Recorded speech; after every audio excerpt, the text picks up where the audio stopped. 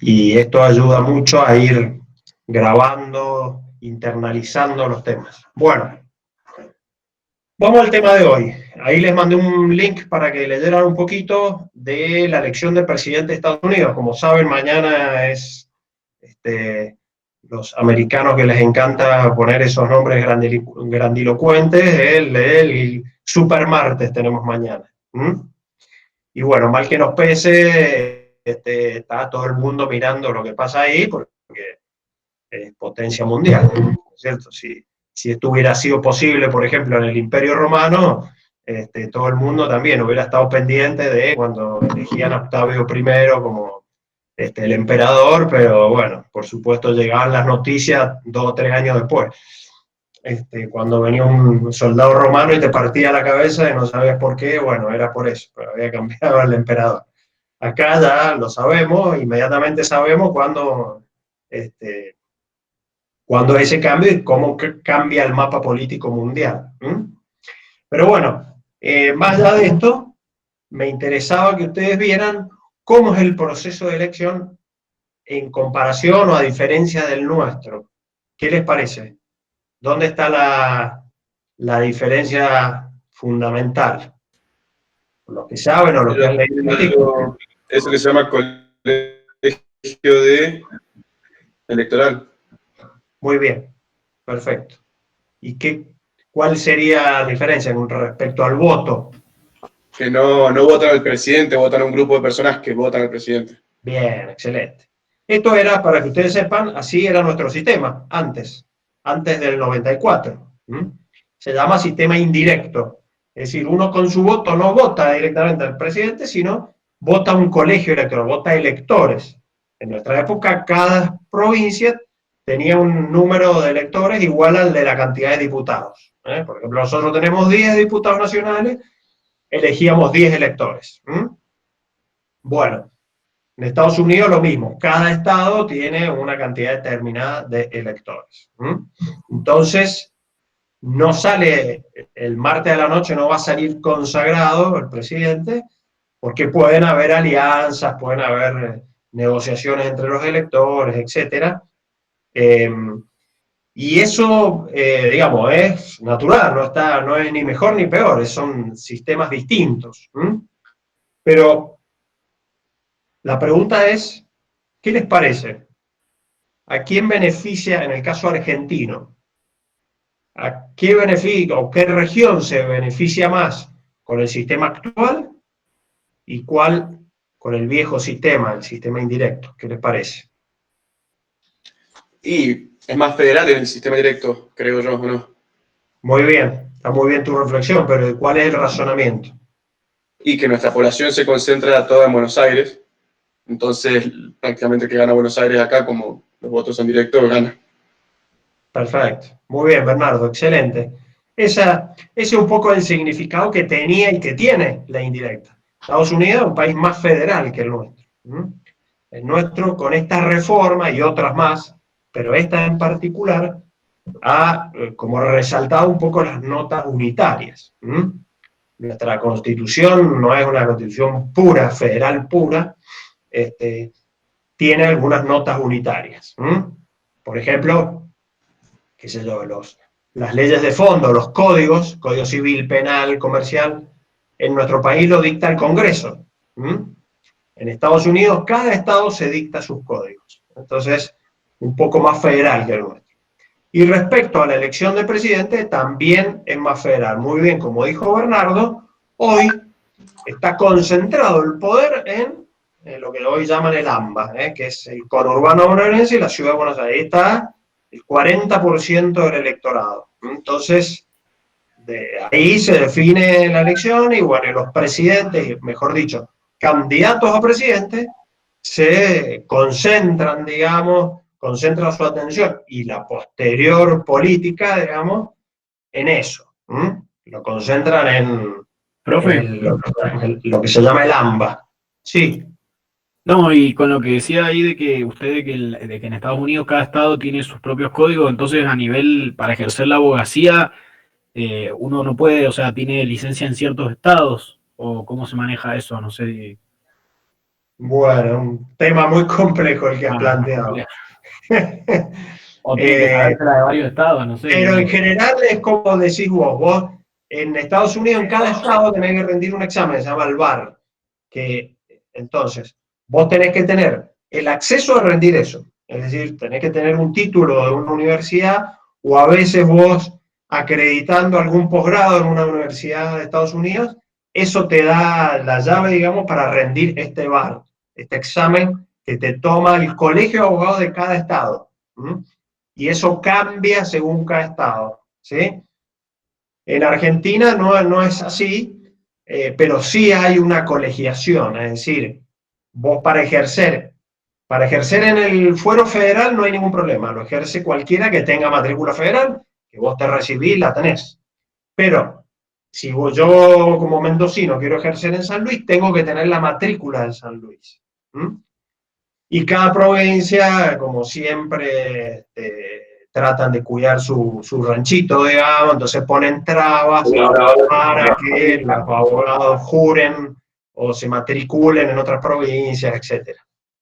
Pero bueno, esa es la diferencia, Juan Pablo, pero muy buena tu pregunta.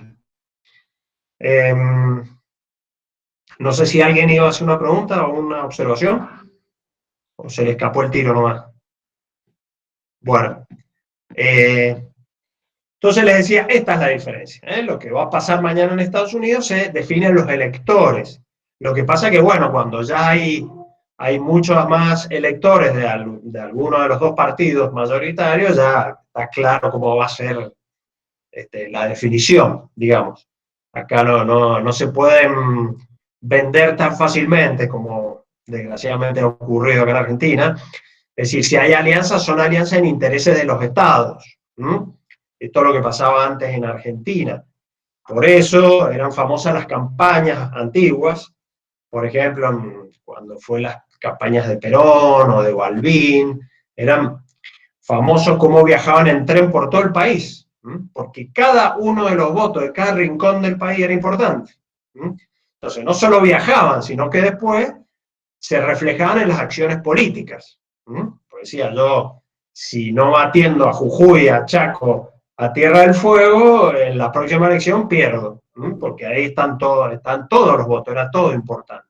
Hoy, como muy bien reflexionó Bernardo, está todo concentrado ahí en el conurbano bonaerense, ciudad de Buenos Aires, y si querés, lo hacemos la Pampa Húmeda, así Santa Fe, Córdoba, y ahí no hay manera de dar vuelta a ningún por más que todo el resto del país vote en contra, ya está definida la elección, porque ahí sí está la inmensa mayoría de los votos.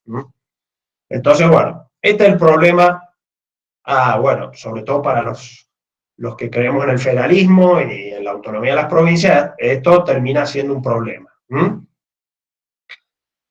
¿Cómo es entonces ahora en Argentina? La elección es directa. Pero, ¿quién se consagra? ¿Qué fórmula? Recuerden que siempre es fórmula presidente-vice. ¿Cuál es la función del vicepresidente que vimos en la clase pasada?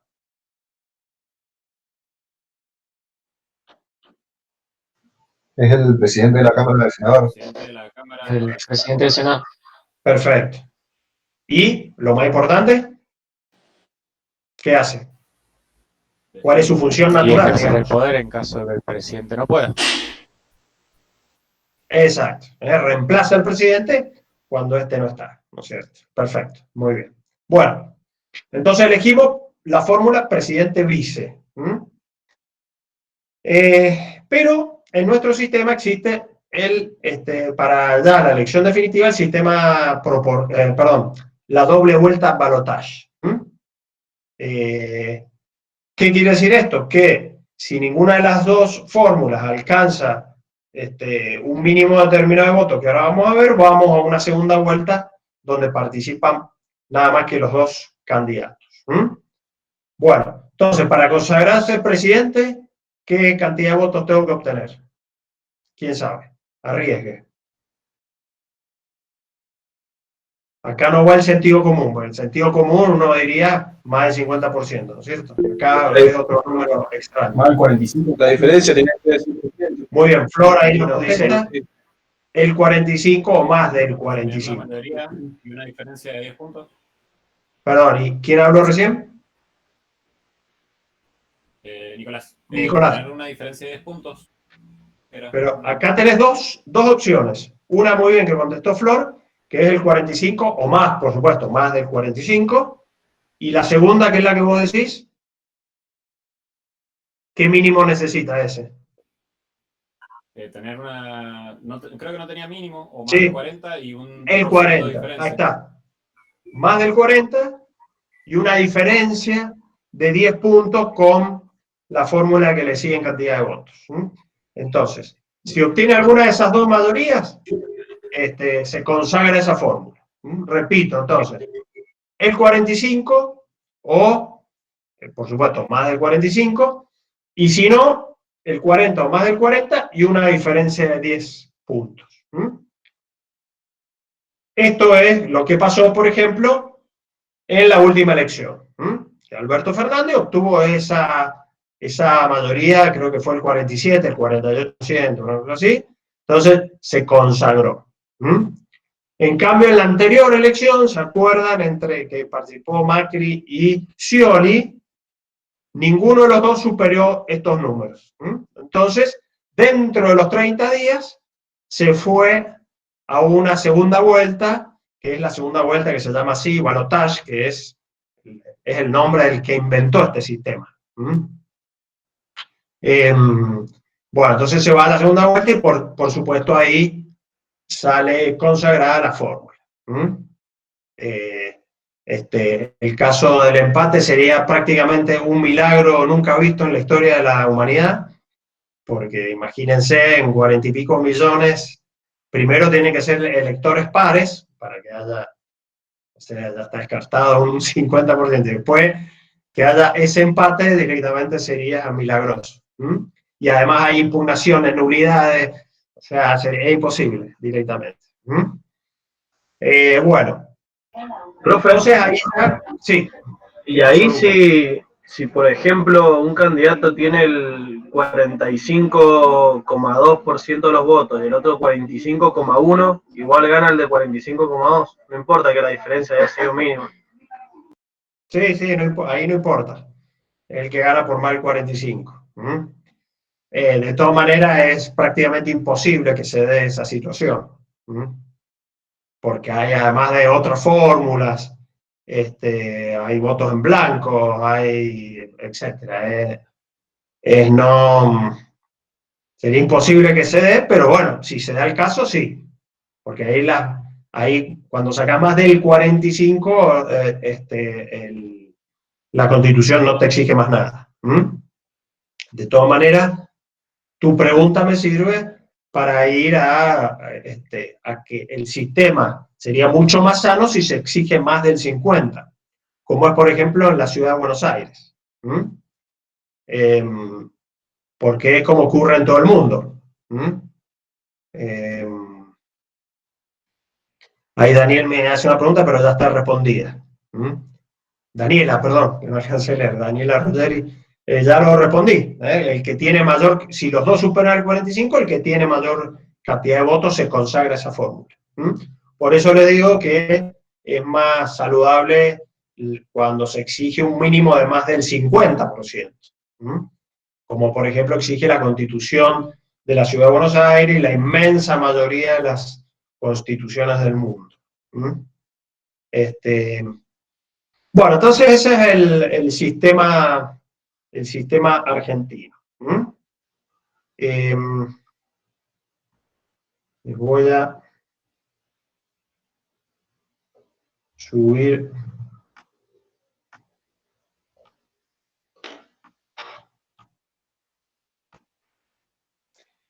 Bueno, están viendo el Power, ¿no es cierto? Sí, sí se ve. Bueno, perfecto. Ahí, el primer punto es que el Poder Ejecutivo es unipersonal. Esto más que nada es una discusión académica, porque existen algunos poderes ejecutivos que se consideran colegiados. ¿Qué quiere decir esto? Que integran el poder ejecutivo, además de el presidente, sus ministros, sus secretarios, depende de cómo está organizado. Entonces, es colegiado cuando las decisiones más importantes dependen en forma colectiva de todo este grupo. El caso argentino, todo está centralizado en el presidente. ¿Por qué? Porque digamos, el argumento definitorio es que tanto el nombramiento como la destitución de los ministros recae en el presidente. Entonces, por eso es unipersonal, porque si algún ministro no quiere firmarle un decreto, qué sé yo, se va para la casa. Por eso es unipersonal, pero bueno, hay algunos que creen que es colegiado porque todos los decretos, los proyectos de ley, etcétera, tienen que ir acompañados de la firma de los ministros. Ese es un poco el argumento. Bueno. Pero es como una creencia, entonces. ¿Cómo? Es como algo que se cree. No, siempre en el derecho hay la mitad de la biblioteca opina una cosa y la otra mitad opina otra. En este caso, la mayoría de la doctrina opina que es unipersonal, por estos argumentos que yo te estoy dando.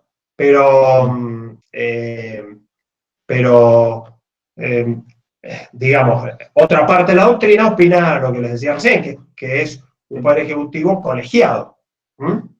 Pero bueno, es un interés meramente académico. Digamos, esto se discute a nivel doctrinario, académico, y en realidad en la práctica no tiene mayores consecuencias hoy. Podría en algún momento tener alguna consecuencia. Bueno, eso en cuanto a la característica del poder ejecutivo. Ya dijimos que en cuanto a la elección ya analizamos cómo es nuestro sistema. El periodo del mandato, supongo que ya lo saben, y si hay reelección o no. ¿Cuánto dura el presidente en su cargo? 4 años. 4 años. Perfecto. 4 años. ¿Puede ser reelecto? Sí, una sola vez. Una sola vez. Perfecto. En una sola oportunidad, y después debe dejar pasar un periodo para poder volver a presentarse, tanto como presidente como vice, que fue el caso de Cristina, ¿no es cierto? Que ella tuvo la reelección y no se pudo presentar inmediatamente, dejó pasar el periodo, que fue el periodo de Macri, y ahí se podía volver a presentar como presidente o como vicepresidente. Bueno, entonces, sí. Si la misma persona, si la misma persona que dejó pasar el periodo, ¿puede ser reelecto inmediatamente o tiene que dejar pasar otro periodo? Sí, puede ser reelecto. Inmediatamente Sí. después de... Perfecto. Inmediatamente después puede tener otro periodo de reelección. Ya. Eso no tiene que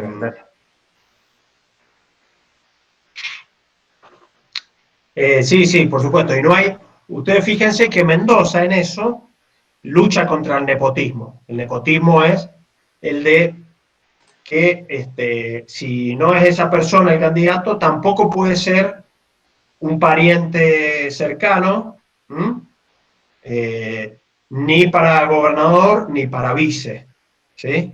Es para evitar, a ver, por ejemplo, lo que ha pasado en Santiago del Estero. Que el gobernador era Zamora. Entre hermanos.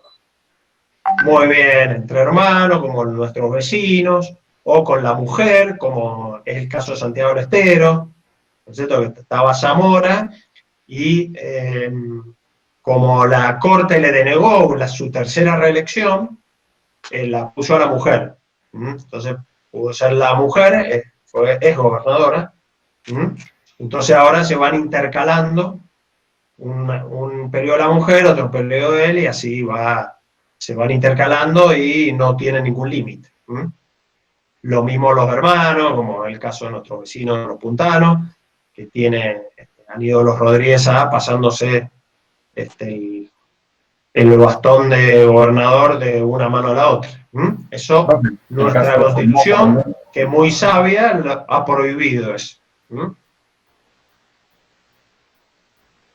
Sí, ¿qué me decías? ¿Alguien dijo algo? Sí, profe, el caso de Formosa también. También, este Mi muchacho amigo gobernador hace como 30 años. Exactamente. Gildo Infram está desde el 80 y pico, 90 creo, ¿no? Bueno, eso atenta contra, ¿se acuerdan que hablábamos el otro día? Las notas de la República, que es la periodicidad en la función. Es decir, que los cargos duran un tiempo determinado. Esto es lo que hace la República, ¿eh? Una alternancia en el poder, para justamente permitir la renovación, que hayan nuevos actores en la política, y bueno, además para no hacerle gala a esta famosa frase que dice que el poder corrompe y el poder absoluto corrompe absolutamente. Entonces, está buena la alternancia para eso, para que haya mayores controles entre los distintos obreros y los distintos partícipes de esos poderes. Bueno, perfecto. Vamos a las atribuciones. En nuestro sistema, como ya saben, es presidencialista. A diferencia de, por ejemplo, la inmensa mayoría de los países europeos que tienen el sistema parlamentario. Vieron que ellos tienen el monarca en general y el primer ministro, o el jefe de gobierno, pero en general se llama primer ministro. Típico caso es el de Inglaterra. Aquellos que les gusta ver series, les recomiendo mucho Crown, que es la historia de la reina Isabel, y ahí se ve muy bien, en la serie, que además es muy seria, tiene mucho rigor histórico, se ve muy bien el juego entre el primer ministro, que muchas veces en esa época fue Churchill, pero el juego entre la corona y el primer ministro. Cómo va ese equilibrio de poder, es muy interesante. Bueno, en eso que Inglaterra juega como una balanza, como un equilibrio, en nuestro país todo eso está concentrado en el presidente. El rey, en el caso de Inglaterra, es el jefe de Estado y el primer ministro es el jefe de gobierno. Y esas dos jefaturas, digamos, en nuestro caso, al igual que en la de Estados Unidos, se unifican en el presidente. Por eso siempre se dice que el presidente, en nuestro caso, en la Constitución de Estados Unidos, los que tienen el sistema presidencialista, tienen mucho poder el presidente. Por ejemplo, Francia e Italia tienen presidente. Están poniendo la serie de los abogados corruptos, por favor, no hagan esas comparaciones. El abogado ese de Breaking Bad, que era el típico abogado corrupto. Bueno, no, esa no se la sugiero, le sugiero Crown mejor. La otra no la vean. Está buena, igual. Vos sabés que Como para tener los dos contrastes. Las dos. Vos sabés que no la he visto porque me da un poco de rabia el Saúl es demasiado chanta. Pero sí, Breaking Bad la vi en su momento, alucinante la serie, impresionante. Meter Carbonell. Ahí hay alguno que ha retrocedido mucho su examen, aviso. Bueno, bueno, pero les decía de esto que ahí se ve muy bien cómo es este juego, ¿no? Y sí, Gonzalo, no te asustes, es un chiste. Que está bueno cómo se ve ahí claramente, cómo es ese equilibrio entre los poderes. En nuestro caso, nada, vamos a la elección y este presidente que tenemos tiene mucho poder. Ahí vamos al último punto que dice atribuciones. Entonces, el presidente nuestro tiene esas dos jefaturas, jefe de Estado y jefe de gobierno. Como jefe de Estado, por ejemplo, tiene todo el manejo de las relaciones internacionales, las relaciones diplomáticas, toda la representación del país con los estados extranjeros, la firma de los tratados, el mandar representantes a la ONU, todo eso lo hace como jefe de Estado. Eso, por ejemplo, en Inglaterra lo maneja la corona, igual que en España, y en Francia lo maneja el jefe de Estado, el presidente, que es el jefe de Estado. Todo eso lo maneja en Argentina el presidente. Y como jefe de gobierno, que sería el primer ministro en los sistemas parlamentarios, hace todo el manejo, administra, digamos, el gobierno internamente. Designa a los empleados, maneja el presupuesto, presenta los proyectos de ley, dicta los decretos.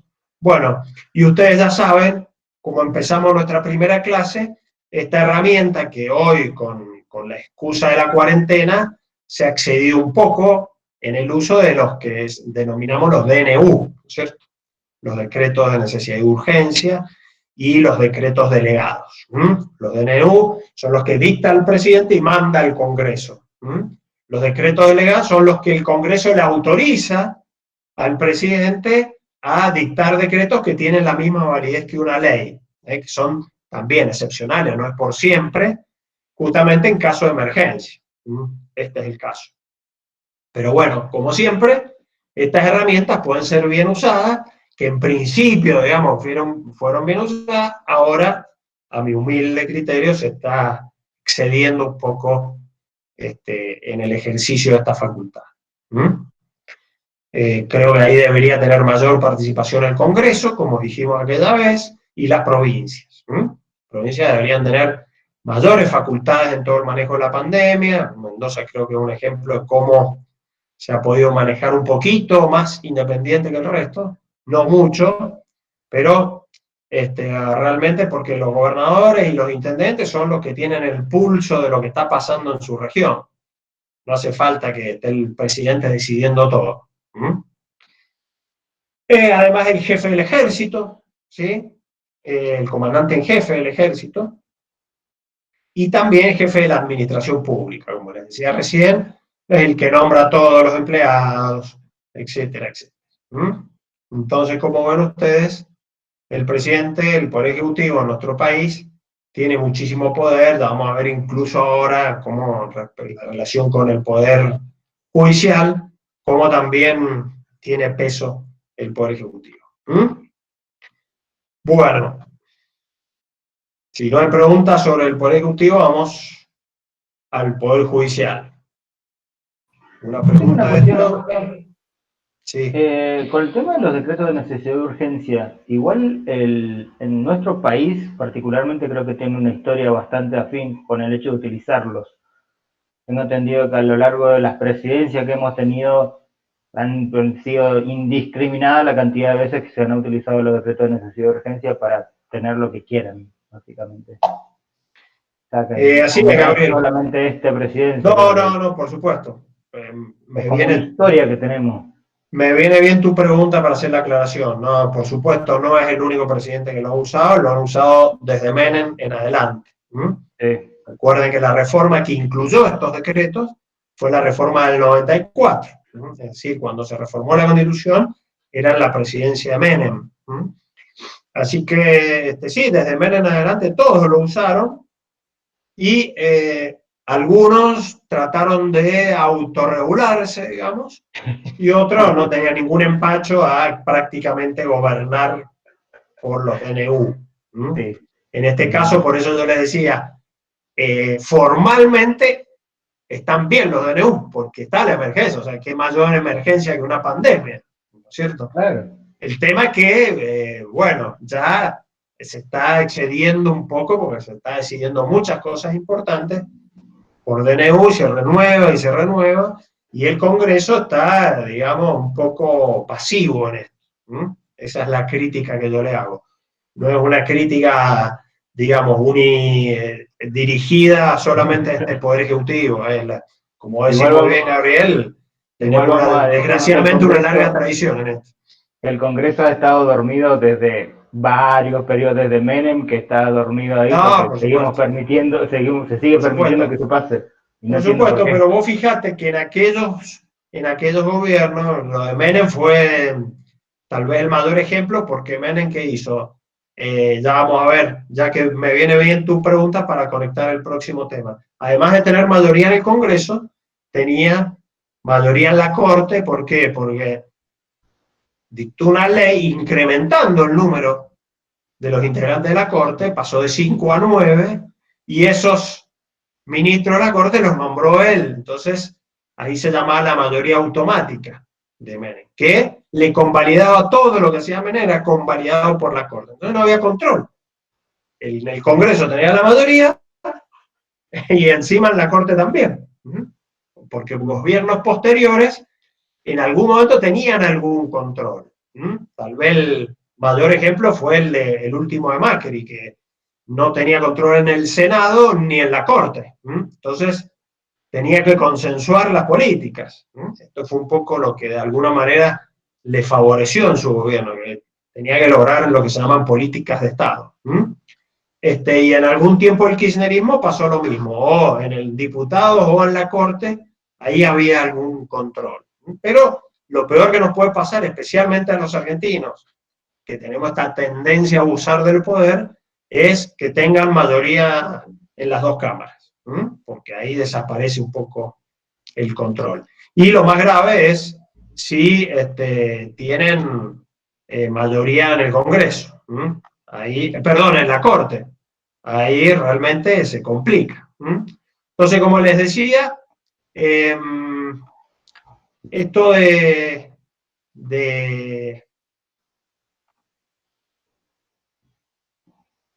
la Corte, ¿cómo se llega a la mayoría de la Corte? Bueno, esto fue un caso un caso excepcional, lo de Menem, ¿no es cierto?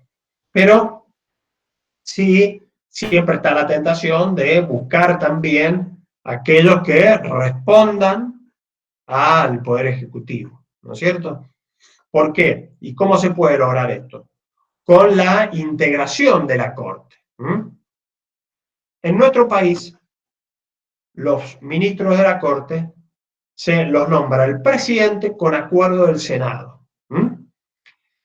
Pero, por suerte, nuestra Constitución, en eso la reforma del 94 fue muy buena, en el sentido de exigir esta mayoría de 2/3.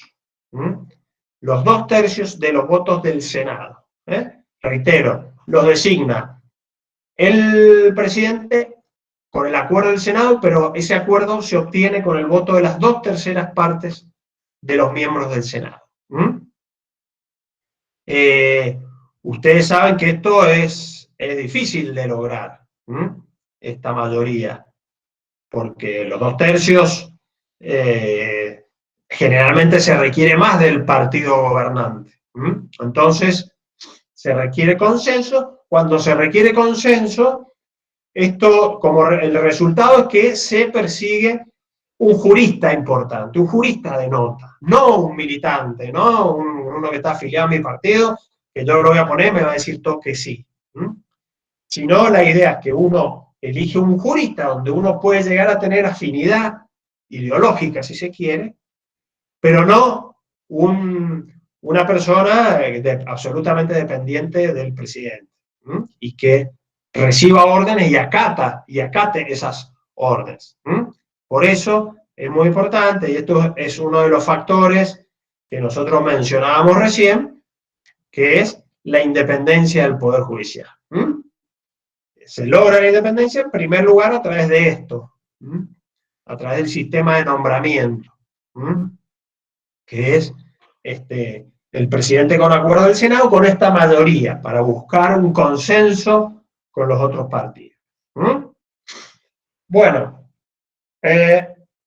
siguiendo el orden del PowerPoint, respecto a las funciones del Poder Judicial, por supuesto, es la administración de justicia, y esa administración de justicia se refleja en la resolución de conflictos. Conflictos que se plantean ante la justicia y los jueces deben resolver esos conflictos, dictar sentencias, y allí eso es la administración de justicia pura. Y además, conforme vimos en la primera clase, ¿qué otra función tiene el Poder Judicial? Muy importante, que hace a los controles entre los poderes.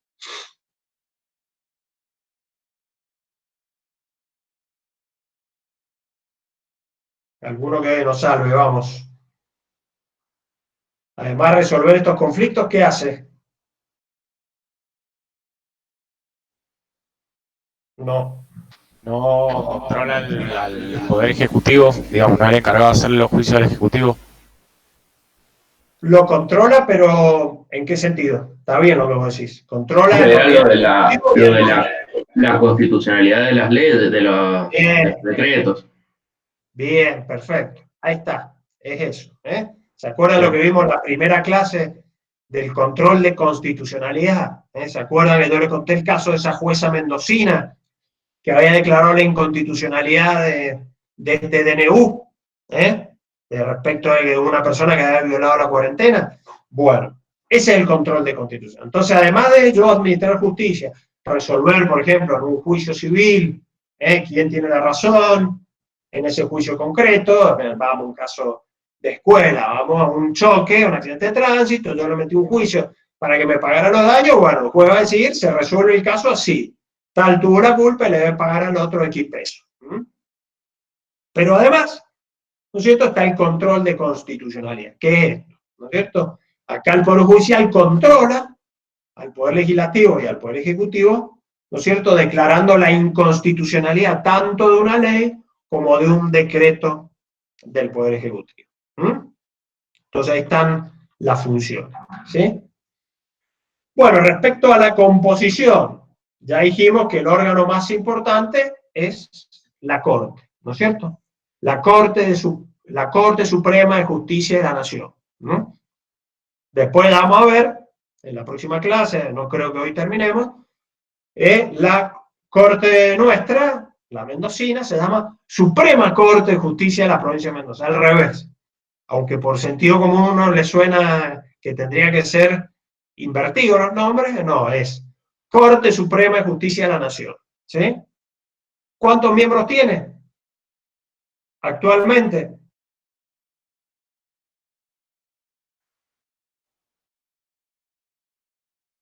¿Nadie sabe? Bueno, 5 miembros. 5 miembros.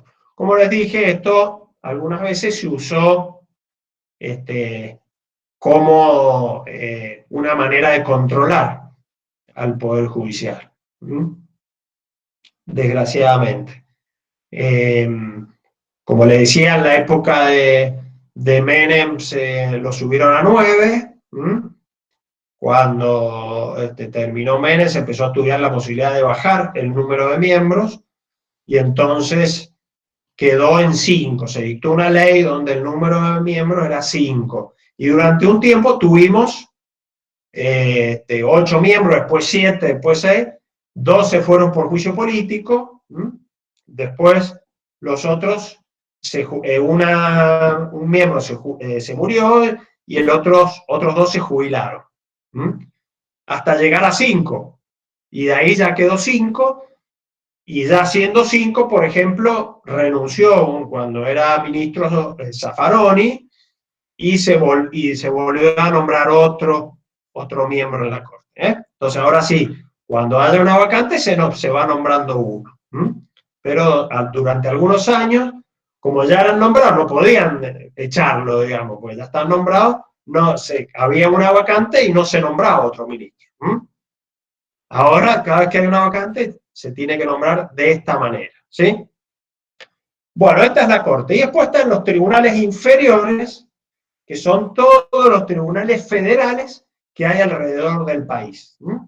Las cámaras de apelaciones, lo civil, comercial y todo el resto de las ramas del derecho, y las cámaras federales del crimen.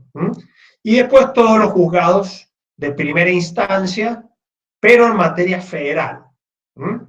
Esta es la competencia, es decir, los que dependen de la nación. Ahora enseguida vamos a ver el tema del federalismo, que vamos a ver que hay dos órdenes de gobierno, el nacional y los provinciales.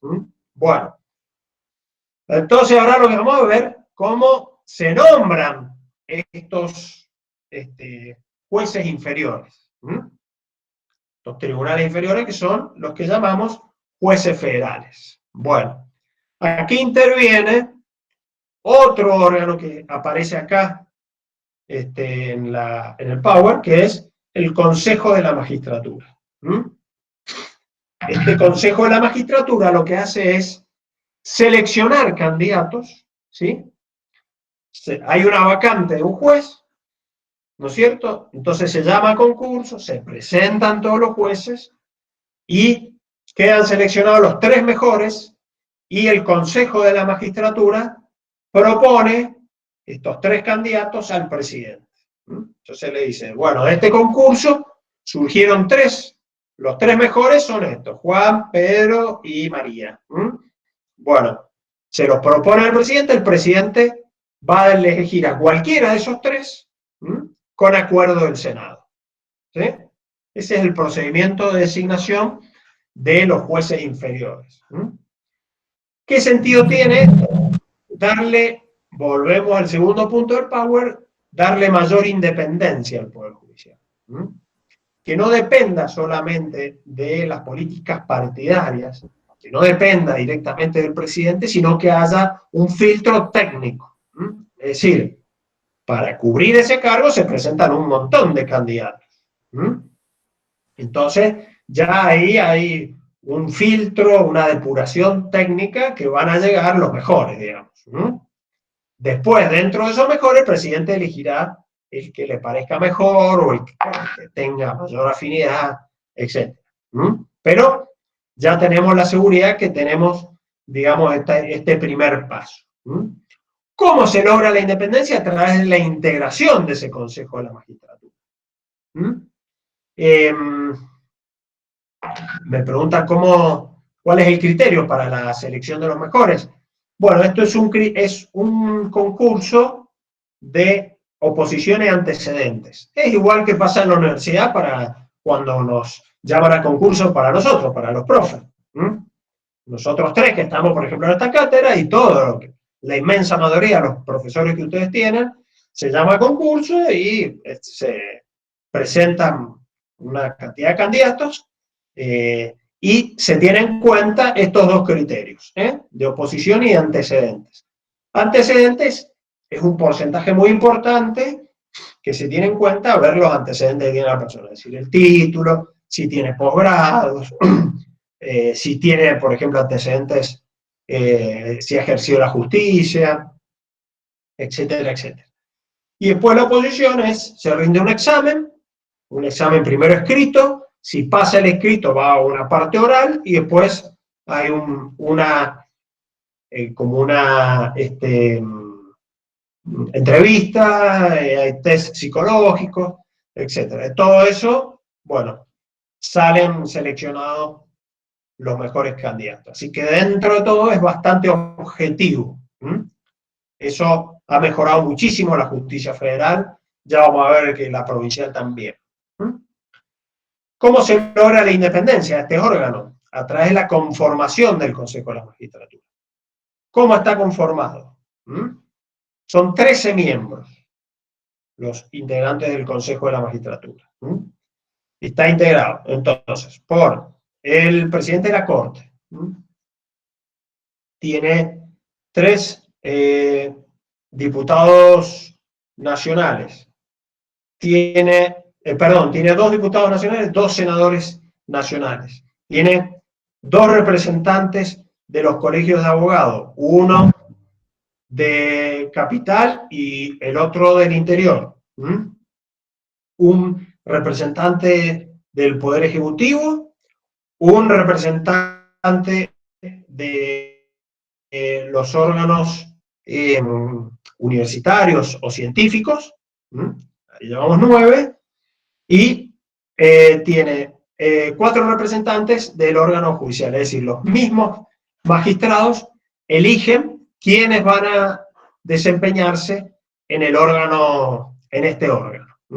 Entonces, como ustedes ven, tienen representantes de distintos ámbitos, de manera tal de lograr una mayoría, digamos, que no tenga que ver solamente con la presencia de los partidos políticos, sino acá la presencia de los abogados y los magistrados le da mayor independencia, que no dependan exclusivamente de los partidos políticos, sino que haya una mayor merituación por parte de estos otros integrantes. El presidente de la Corte de Mendoza es el doctor Garay, me preguntan ahí. Ya enseguida vamos a ver eso. El presidente de la Corte de la Nación se llama Carlos Rosenkrantz. Bueno. Y por último, y con esto terminamos lo del Poder Judicial. Entonces, bueno, les repito, la idea de este Consejo de la Magistratura es que tenga mayor independencia a los jueces, no dependan exclusivamente entonces del presidente. Y por último, el jurado de enjuiciamiento, que tiene una composición similar a esta, la función que tiene es la justamente de enjuiciar a los jueces que han cometido alguna falta o han cometido algún delito. Entonces, estos jueces inferiores, si han cometido alguna falta en el ejercicio de sus funciones o algún delito, es sometido a un juicio en este jurado de enjuiciamiento. Y acusa al Consejo de la Magistratura y juzga el jurado de enjuiciamiento.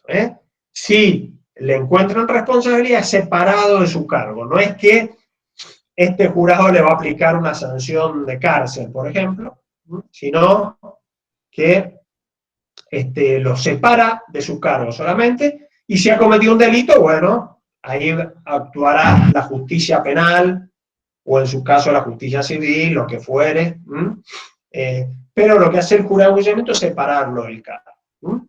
¿Se acuerdan? En la primera clase vimos el juicio político. El juicio político es para el caso de los miembros de la Corte. Si un miembro de la Corte ha cometido lo mismo, mal desempeño, delito en el ejercicio de las funciones o crímenes comunes, la Cámara de Diputados y Senadores juzga. Entonces lo mismo, lo puede separar del cargo. ¿Estamos? Esta es la diferencia entre los jueces inferiores y los miembros de la Corte. Bueno, ¿cómo vamos hasta ahí? ¿Una duda? ¿Alguna pregunta?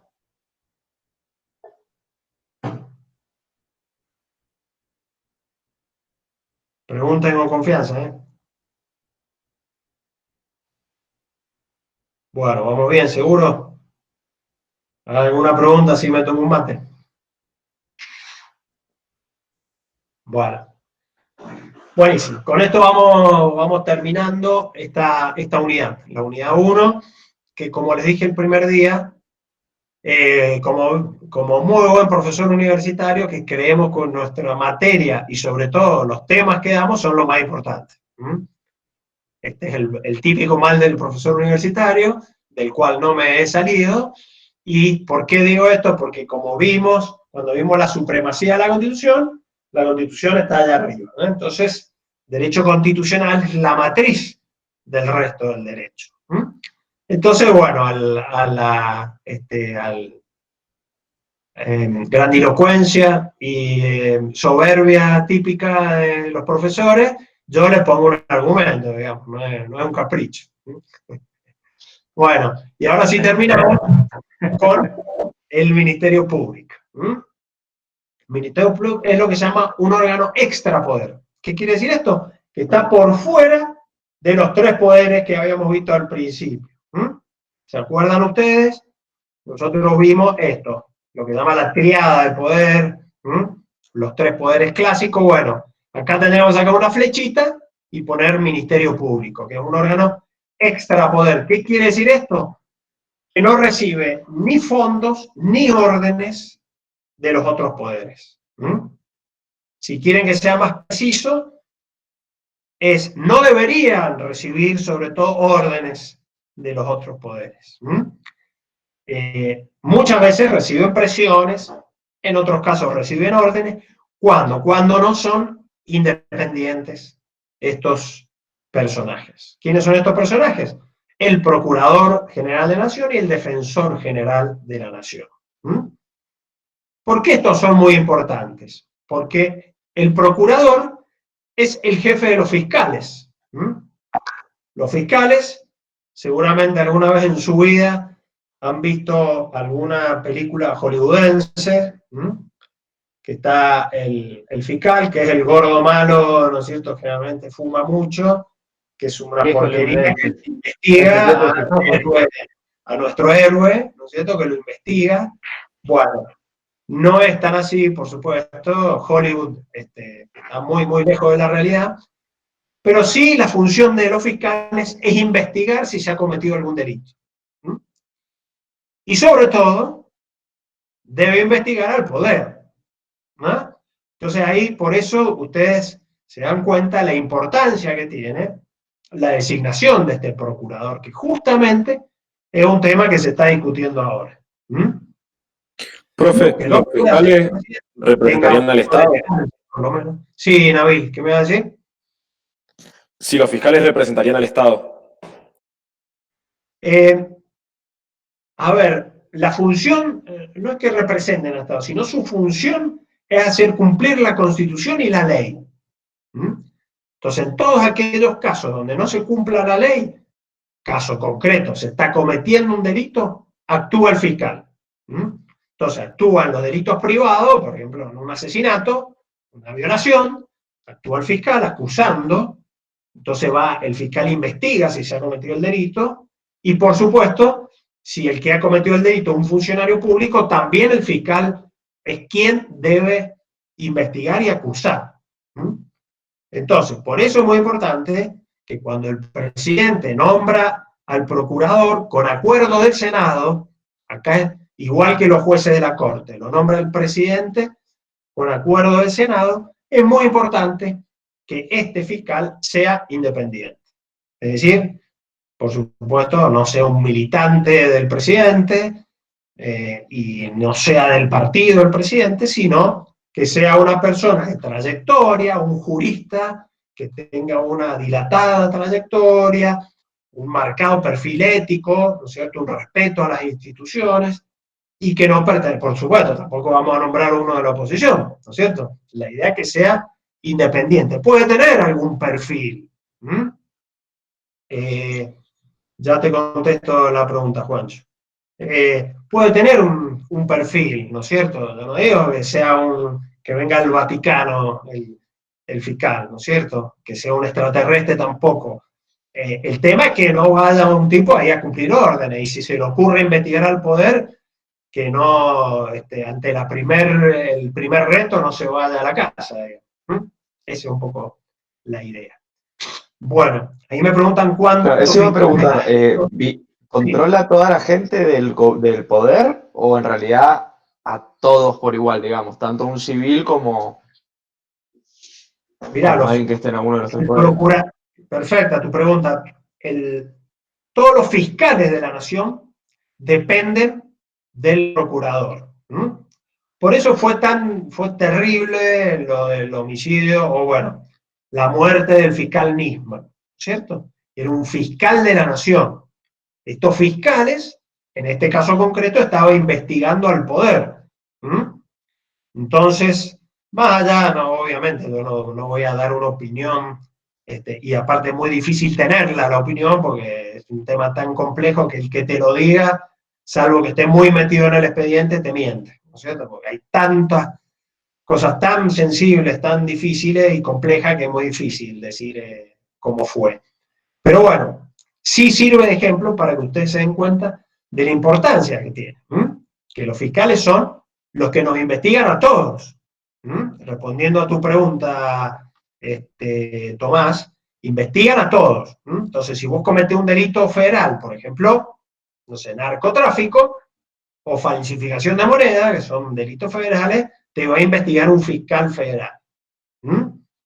Pero si el presidente recibe una coima, que se llama cohecho, también lo va a investigar ese fiscal. Perfecto. Entonces, disculpe, sí. que justo me surgió la duda. ¿Cómo sabemos qué delitos son federales y cuáles no? O sea, ¿que van en contra de la Constitución o en contra de qué van los delitos federales? Perfecto. Los delitos, a ver, la competencia ordinaria es competencia de la justicia provincial y por tanto de los fiscales provinciales. Por ejemplo, en Mendoza, el procurador se llama Goulet, ¿no es cierto? Y de él dependen todos los fiscales provinciales. De paso, uno de los chicos me preguntaba ahí cuántos fiscales hay por departamento. Esto es una decisión de la Procuración General. La Procuración decide cómo distribuye todos esos fiscales. Lo que estamos hablando en este momento son fiscales federales, que la competencia federal es por excepción. ¿Qué quiere decir? Solo en los casos que dice la ley es competencia federal. Entonces yo les di dos ejemplos. Todo el tema de estupefacientes, narcotráfico, tráfico, por supuesto, o sea, tráfico contrabando, falsificación de monedas, y sobre todo cuando actúan funcionarios federales. Cuando el Estado Nacional es parte, por ejemplo, usted si tiene un juicio alguna vez, ojalá no lo tengan contra la FIP o contra el Banco Nación, ¿no es cierto? Son estatales nacionales. Entonces, es competencia federal. En este caso, de la FIP es la competencia civil federal. Si tiene un problema con estupefaciente, va a ser la justicia federal penal. Es la excepción. Todos los otros casos que no he nombrado es justicia provincial. Robo, hurto, homicidio, usurpación, etc. Todo eso es justicia provincial. ¿Estamos? Bueno. Y decimos que un órgano bicéfalo porque tiene dos cabezas. La otra cabeza es el defensor general de la nación. ¿Quién es este? Es el jefe de todos los defensores que se conocen como defensores de pobres y ausentes. ¿Qué quiere decir esto? Que todos los habitantes de la nación tienen derecho a defenderse en juicio. Y si esa persona no tiene la capacidad económica de defenderse, el Estado está obligado a ponerle un defensor oficial. ¿Por qué? Para que no sea tan marcada, si bien desgraciadamente acá el capitalismo se ve espantosamente real, ¿no es cierto? Porque son realmente excepcionales las personas millonarias que están presas en el mundo, pero especialmente en Argentina, el 99% son pobres y analfabetos los que están presos. Entonces, bueno, ahí se ve, ¿no es cierto? Que aquellos que pueden acceder a un abogado prestigioso marca una diferencia muy clara respecto a quienes los defienden abogados no tan prestigiosos y ni hablar de los defensores de pobres y ausentes. Tienen 60.000 causas, no es que sean malos abogados, pero a veces tienen tantas causas que ¿no es cierto?, es muy difícil de manejarlas. Y en este caso, aunque parezca mentira, también es importante que sea independiente este defensor, ¿no es cierto? Porque, bueno, hay políticas de Estado, de nuevo, sin querer hacer ninguna acusación partidaria ni nada por el estilo, pero ahora se ha estado discutiendo el tema de las usurpaciones, ¿no es cierto? Entonces pueden venir órdenes a los defensores para que defiendan a estos usurpadores, por ejemplo. ¿No es cierto? Puede ser una política de Estado, decir, bueno, defendamos a esta persona, por lo que quiera, un ejemplo X que estoy dando, no estoy diciendo que eso esté bien, esté mal, etc. Sino también es muy importante que estos defensores no reciban órdenes de ninguno de los otros poderes, sino que apliquen la Constitución y apliquen la ley. Solamente eso. Si creemos que se está dando algún fenómeno ¿no es cierto?, que por alguna razón creemos que es injusto que se penalice, bueno, habrá que cambiar la ley. Pero tanto el defensor como la justicia debe aplicar la ley tal cual es. No puede estar haciendo consideraciones políticas y partidarias, muchísimo menos. ¿Estamos? Autarquía financiera es lo mismo, es que el Ministerio Público tiene un presupuesto justamente para no tener que ir a pedirle plata al Poder Ejecutivo para hacer sus investigaciones, para manejar sus presupuestos, sus sueldos, etc. Esta es la manera de obtener la autonomía o autarquía financiera. Bueno, con esto terminamos lo que es la Constitución Nacional. Vamos a dejar empezada la siguiente unidad, que es la unidad 2.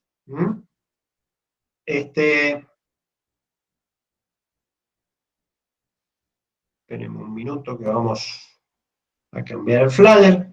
Vamos a estar unos minutos más y ya los libero. Así se toman un descansito. Bueno, a ver un poquito.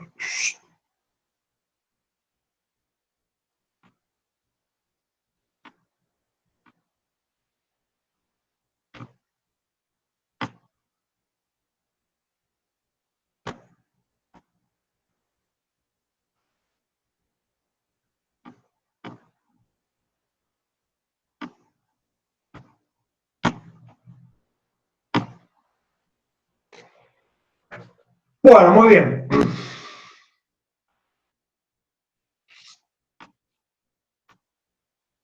Como se acuerdan que hablábamos recién, siempre hablábamos en el caso del Poder Judicial federal y los provinciales, que llamamos ordinarios, ¿no es cierto? Bueno, esto es de la esencia del federalismo. Cuando empezamos hablando dijimos que nuestro sistema era representativo, es decir, democrático, republicano dimos las notas, ¿no es cierto? Una era, por ejemplo, la periodicidad de la función, igualdad ante la ley, y después en el mismo artículo 1 de la Constitución dijimos que nuestro sistema era federal, ¿no es cierto? ¿Qué características tiene el federalismo? No les quiero dar un concepto, porque como hablamos al principio, un concepto ustedes se lo van a aprender seguramente para rendir, pero se lo van a olvidar. Entonces, yo quiero que se lleven en la cabeza qué quiere decir un sistema federal. Primero lo vimos claramente que hay dos órdenes de gobierno, ¿no es cierto? En la justicia está la justicia federal y la provincial. Cada uno tiene sus competencias. Lo mismo va a pasar con el gobierno nacional y los provinciales. El gobierno nacional, el presidente, sus ministros, el Congreso de la Nación, ¿sí? Y cada provincia va a tener su gobernador y su legislatura, su poder ejecutivo, legislativo y judicial, la justicia provincial. Entonces, en todo sistema federal hay dos órdenes de gobierno. Esto no pasa en los sistemas unitarios. Por ejemplo, para dar un ejemplo cercano, Chile tiene un sistema unitario y no hay gobernadores, en realidad hay gobernadores, pero no tienen ningún poder, es una figura simbólica. No hay leyes provinciales, ni siquiera regionales, porque ellos hablan más de las regiones, incluso son más conocidas. Entonces está el presidente, están los alcaldes, como los llaman ellos. No hay ni gobernador, ni representante de la región, nada. Entonces está solamente el orden nacional, el orden del gobierno nacional, y todas las normas son obligatorias desde el gobierno. Ese es el sistema unitario. Como vimos, y dice acá el Power, estamos regulados por una constitución que es suprema. Unión en la diversidad quiere decir que estamos todos unidos. ¿Se acuerdan el otro día que hablamos del Mendoexit? No nos podemos separar las provincias, ninguna provincia se puede separar. Esa es la unión. Pero a diferencia de la unidad que se da en un sistema unitario, nosotros respetamos las diversidades, respetamos las idiosincrasias provinciales y la autonomía provincial. Es decir, cada provincia dicta su constitución, Cada provincia elige su gobernador, sus legisladores, sus jueces. Cada provincia cobra sus impuestos. Cada provincia dicta sus leyes. Esto hace a la autonomía.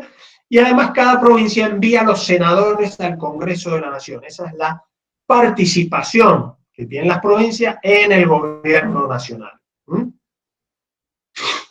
El delinde de competencia, ¿qué quiere decir? Es determinar qué competencia federal y qué provincial. Como recién dijimos de la justicia, cuando un delito es federal y cuando provincial, lo mismo, todas las competencias es así.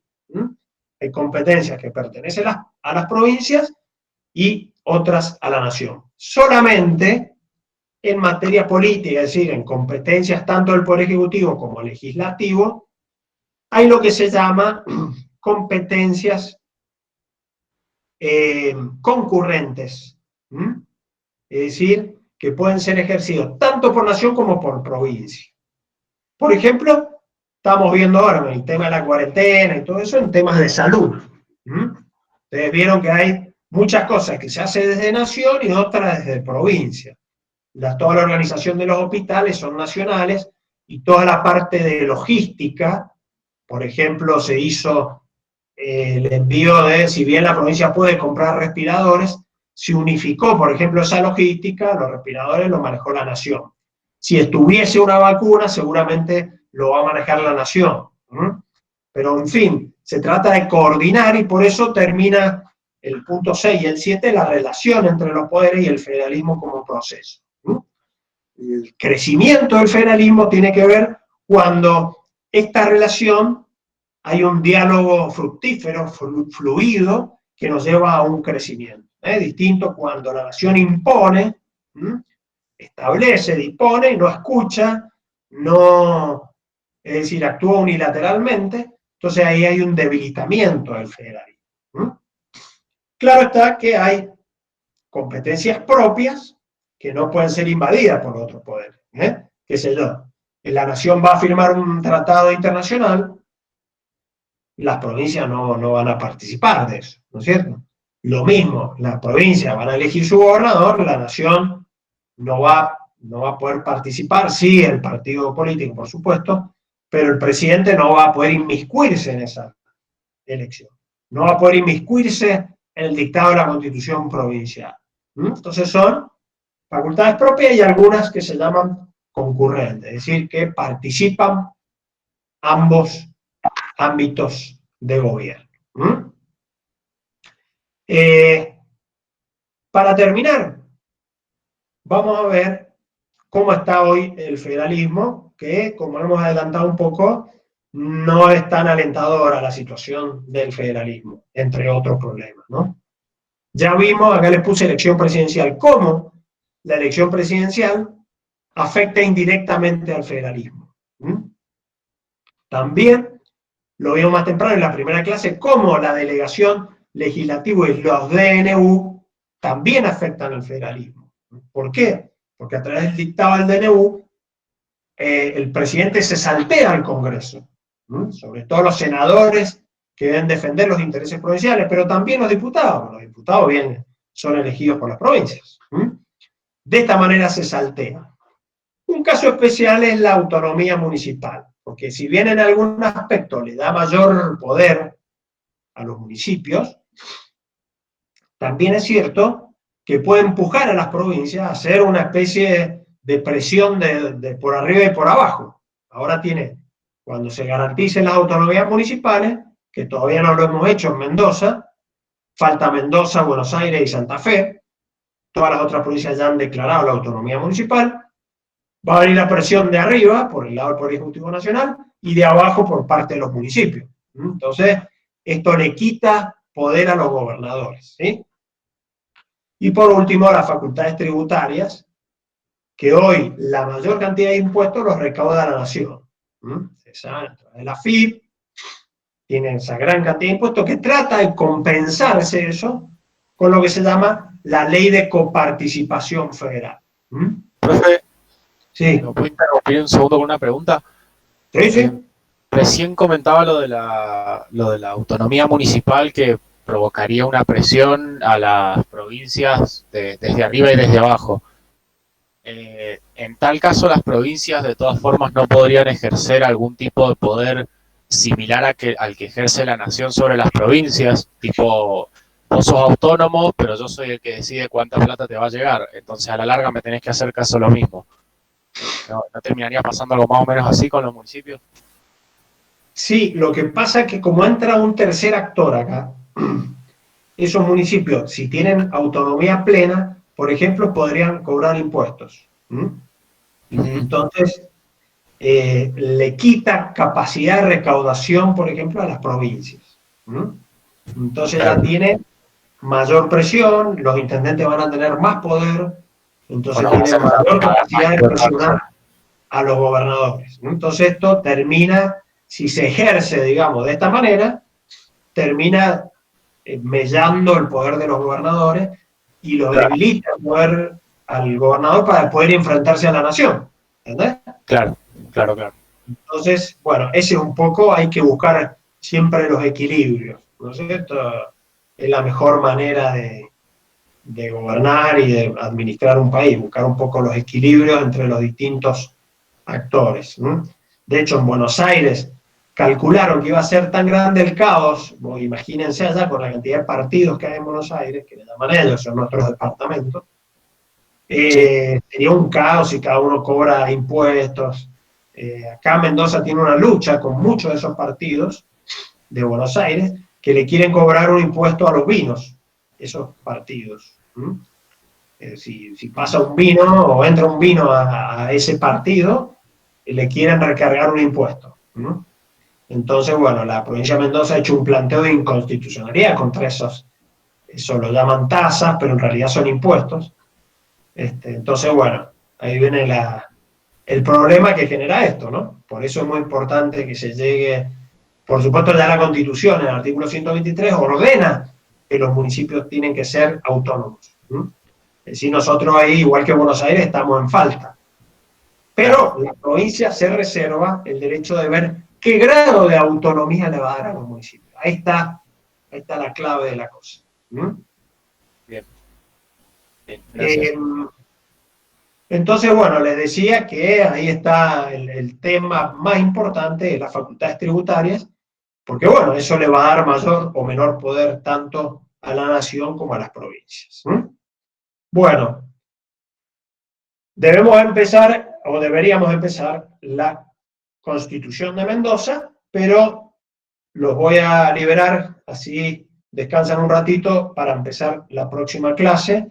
Y bueno, comenzamos el próximo lunes con la Constitución de Mendoza y vamos a ver un poquito los antecedentes. Tiene antecedentes muy ricos la Constitución de Mendoza.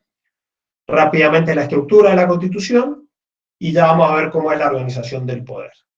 Y vamos a decir algunas palabras de algo que estamos discutiendo ahora, justamente estamos en plenas jornadas de reforma de la Constitución, que a quien le interesa pueden ver los debates. Yo les voy a subir un link donde están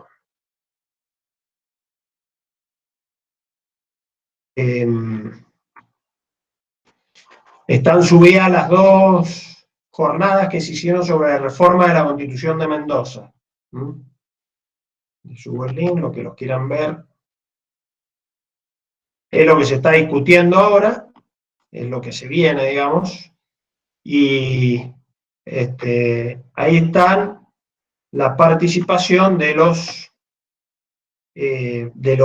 académicos, digamos. Ahí está, si lo quieren ver, ahí están subidos los dos videos. Este miércoles, que es el último día de la jornada, van a estar los políticos, van a haber legisladores de todos los partidos políticos, y bueno, van a discutir sobre la posible reforma. Ustedes saben que hay un proyecto de reforma que ha presentado el gobernador, y bueno, ahí se va a discutir cuáles son las posturas de cada partido. Así que bueno, si quieren verlo tanto el miércoles como las otras dos jornadas, ahí las pueden ver, es muy interesante. Si no, haremos un resumen les voy a hacer algunos comentarios del proyecto de ley la próxima clase. Bueno, si no hay preguntas, los libero así, tomar un descansito. Profe, yo me quedé con una duda del el financiamiento del Ministerio Público. ¿De dónde es que lo saca? Porque si está como aparte de la nación y eso, ¿de dónde sacaría la plata, digamos? Mira, en la ley de presupuesto va un presupuesto para el Ministerio Público que se tiene que ir actualizando todos los años. Entonces se le cede al Ministerio Público la administración de ese presupuesto, para no depender exclusivamente, ponerle que vos tenés que hacer una investigación que te demanda mucha inversión. Fue el caso de la AMIA, porque ¿no? Tenía que crear una fiscalía especial, con secretarios, con personal, etc. Entonces vos tenés que tener la capacidad de manejar ese presupuesto, ¿entendés? Esa es la forma de ¿Y qué lograr... regula ese presupuesto? Porque, a ver, si yo, digamos que estoy en una posición donde no quiero que me enganchen en algún crimen político, les corto el chorro de plata y ¿qué hacen?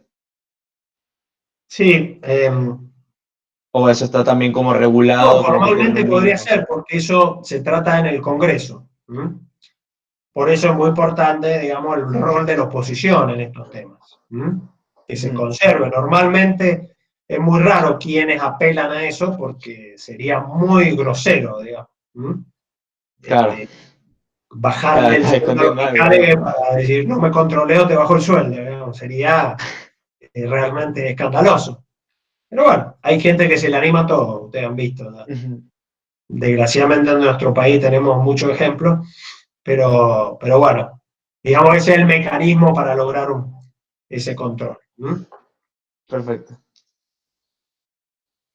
Bueno, chicos, mucha suerte, nos vemos el lunes que viene. Nos vemos.